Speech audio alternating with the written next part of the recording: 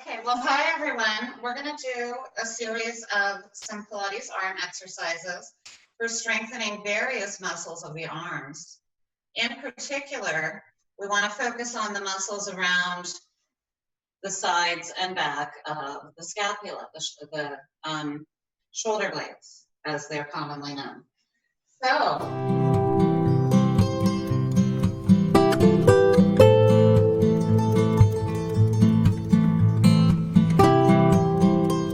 and I are going to do the seated arm series. I'm going to sit on a yoga block on the ground, and Andy's going to sit in a chair. Another option is to do it standing in a Pilates V with your feet like this, heels together, toes apart, like you have a slice of pizza between them, and really squeezing and wrapping the glutes under the tailbone. Okay, so I'm going to sit cross-legged. Now, I'm only sitting on the yoga block to show you that if it's uncomfortable for you to sit cross-legged, you can always put a pillow or something underneath your tush. Okay, and we're going to start. I have 3-pound weights. How many pounds do you have, Andy? I have 2 pounds. Yeah, see, I actually prefer 2 pounds. Sometimes these 3 pounds get a little heavy for me, but they're all I have at home, and I didn't order another pair. I should have. Okay, so let's start with zip up. And when we zip our arms up, I like to press the weights together. That pressure allows this back line of the arm to activate down to the bottom tip of the scapula, the shoulder blade. Okay, and then inhale to prepare. As you exhale, you're gonna pull your elbows up to the side as the weights come up. And then inhale, extend, keeping the weights pressed together so the arms stay active. Exhale, pull the belly in and up as you zip up, and then inhale down. Now notice my shoulders are not creeping up towards my ears as I zip up. And it's like you're zipping up a tight vest. So your belly, your waist is going in and up as you zip. Andy, what muscles are we working here? So when we do this, of course, our pec, serratus, also serratus anterior attaching to the shoulder blades for shoulder blade stabilization. We'll be doing that, especially when we press our weights together to the center. Nice. That's an important thing to note. Okay, let's do one more. Like Celeste, keep the shoulders down so that it's not letting the upper trap to come in to compensate. Exactly. Okay, last one. Okay, I need to set my weights down for a moment because I have a cat hair stuck to my lip. Okay, sorry about that. All right, now from here we're going to go down, arms down here, and I switch it up. Sometimes I'll do these lateral arm raises with my palms facing backwards. That way I'm really focusing on these outer arm muscles and lifting up and out from the base of your wing, the bottom tip of your scapula. So sometimes, Andy, I also do it with my palms facing down. So do that with the arms in different positions like that. Does that work different muscles? It will change the angle a little bit if you turn your palm and your thumb up. You will more activation to the mid and lower trap. And then if you move the palm down, then stabilizing the shoulder blades, the rhomboid would come into the work. Oh, yeah. Then palm facing backward, though, it's a position we would not recommend for people who has shoulder injury. Like for shoulder. Ah, good to know. Okay, well then let's do it with either the palms facing down or the palms facing forward. Yeah, internal elevation can easily put the shoulder joints into an impingement position, so that's something we want to avoid. Gotcha, that's good to know. Okay. So from lateral raises, I like to come to this position for cervitrae. So I take an inhale to prepare. As I exhale, belly pulls in and I reach forward like I have a big heavy tray in my hands. And then inhale back and exhale, pull the belly in and extend the arms forward. Good.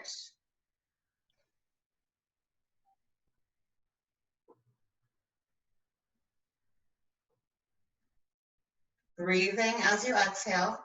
Andy, which muscles are we working here? Still serratus, and then also deltoid when we are moving the arm, reaching the arm. Good. And then also the rotator cuff muscles stabilizing the shoulder joint so that you're not. Well, speaking of rotator cuff, that's the next thing I want to do is come to the starting position and do shoulder rotations, arm rotations out. Being sure to pull the belly in and up the whole time and drawing the bottom points of the shoulder blades together and down.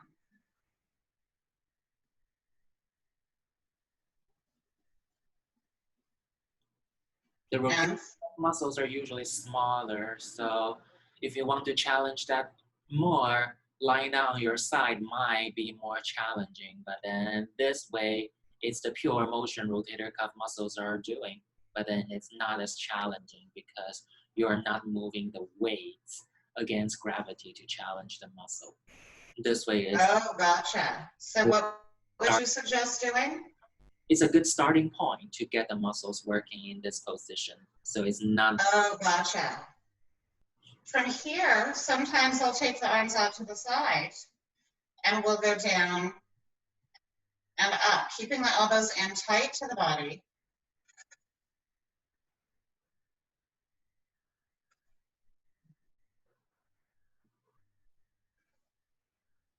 Good.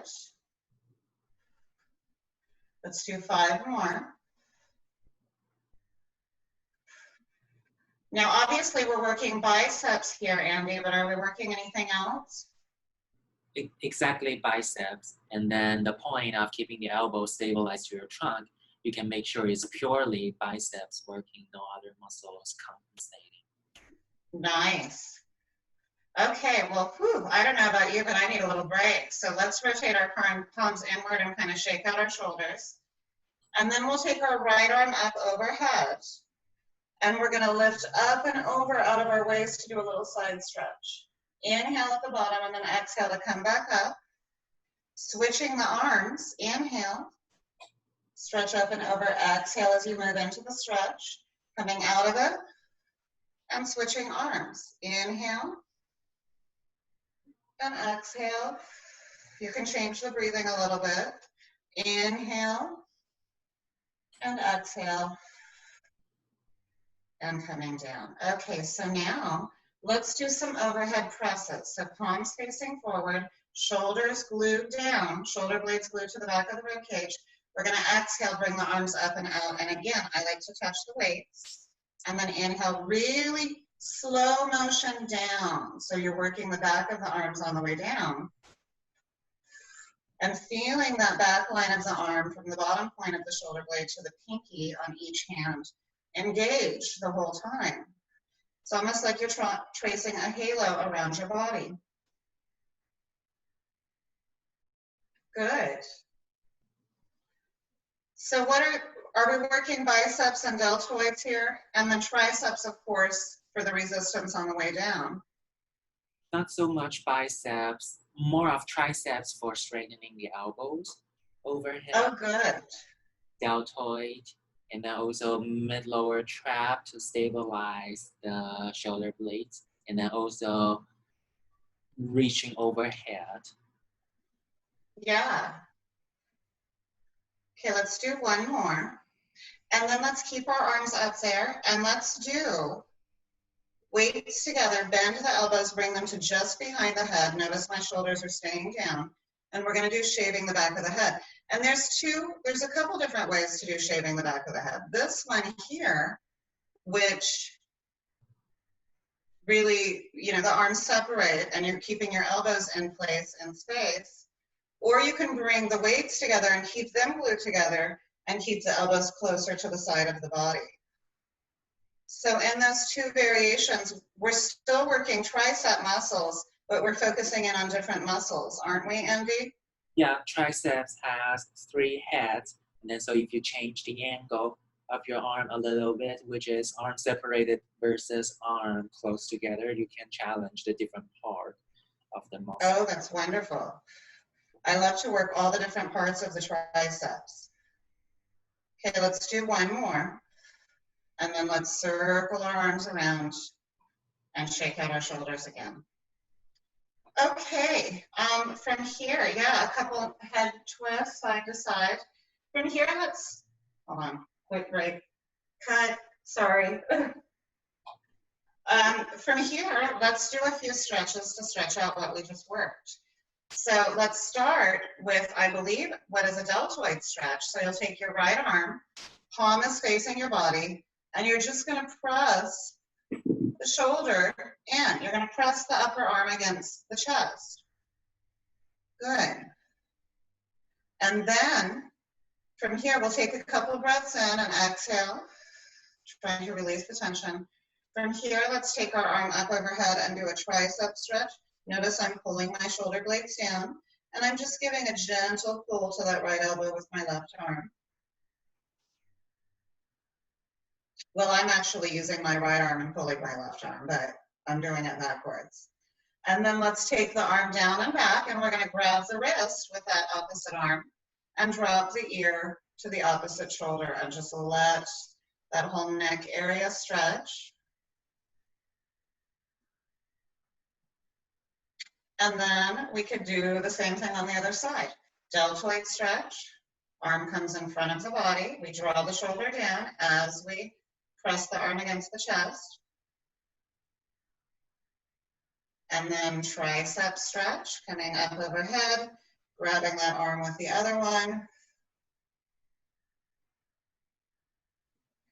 And then our little neck, shoulder, bicep stretch, grabbing the wrist and dropping the ear the opposite direction. And just breathing into it. Okay, and from here, let's go ahead and shake out our wrists. Let's do a few little wrist stretches. Let's start by turning our wrists around and just pressing them against the floor. So this is, yeah, this is where you have to do something different if you're in a chair. Fingertips face you, face your body.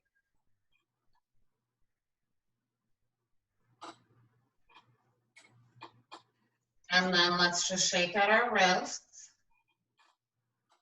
Okay, so that was a seated arm series. I can show you one more thing that I like to do. I do this one standing, and it's called swimming. So you come to kind of a flat back position, try to keep the tailbone out, and we do one arm forward and one arm back, like we're swimming through the air. And of course, we want to keep our head in line with our spine.